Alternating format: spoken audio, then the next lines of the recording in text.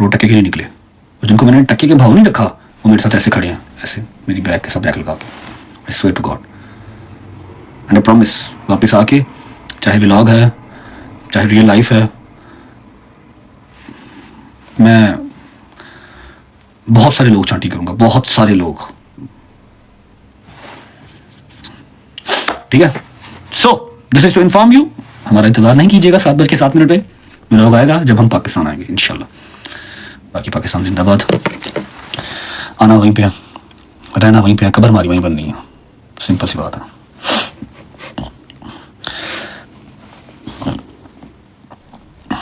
दिल नहीं कर रहा मेरा लाइव करने को,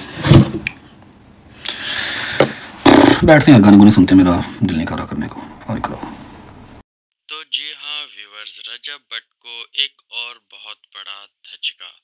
रजब भट्ट ने जब पहले बता दिया था कि उनका साथ छोड़ दिया है उनके दोस्तों ने, लेकिन उसके साथ साथ रजब भट्ट ने ये चीज़ भी बता दी है कि अब गज़ल भी उनके व्लॉग में नहीं आएगी। गज़ल को भी जवाद लेकर अपने घर चला गया है, क्योंकि शादी के बाद बीवी का घर जो होता है वो होता है अपने शोहर का। तो गज़ल कितना टाइम रहती यहाँ पर, ऑलमोस्ट वो 1 महीना 1.5 महीने से हमारे घर पर ही थी, वो भी इसी का ही घर है। लेकिन कोई भी औरत हो, शादी के बाद उसका घर सिर्फ उसके शोहर का ही होता है, चाहे कोई इस बात से राज़ी हो या ना हो, और ये एक हकीकत बात है।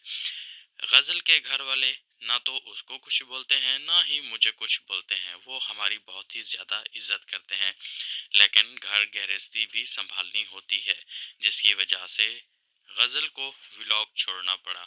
गज़ल ने मुझसे ये भी पूछा कि भाई मुझे बताओ आप आज कौन सा कंटेंट बनाना है, आज कौन सी बात करनी है, लेकिन मैंने गज़ल को सीधे ही इस बात से मना कर दिया कि तुम अकेली क्या करती रहोगी, जब मेरे पास कोई और ही नहीं रहा तो मैंने किसी और को क्या बात करनी है।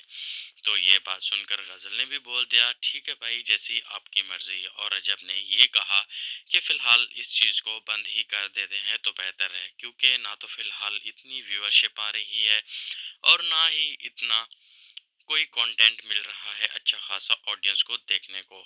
तो जब तक मैं खुद वापस नहीं आ जाता तब तक के लिए शॉर्ट टाइम का ब्रेक ले लेते हैं। तो रजब भट्ट ने फ़िलहाल व्लॉग छोड़ दिया।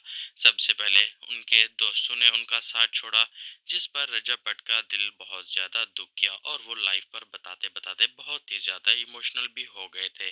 और गज़ल की भी मजबूरी थी, उसने भी अपने घर जाना था, और गज़ल अपने घर जाकर क्या कंटेंट बनाती, क्योंकि उनका कंटेंट उनके मामा पापा के साथ ही होता है, जब वो ही नहीं है तो फिर कौन सा कंटेंट। और साथ ही साथ ईमान को भी इस बात का पैगाम दे दिया कि बीवी का घर शादी के बाद वही होता है जो उसके शोहर का घर होता है, ना कि माँ बाप या बहन भाई का घर। तो ये भी सीधा सीधा मैसेज था ईमान के लिए कि ईमान को अब घर वापस आ जाना चाहिए अपनी ज़िद छोड़कर, क्योंकि कई बार कितने मसले हुए लेकिन ईमान हर बार ऐसे ही करती है।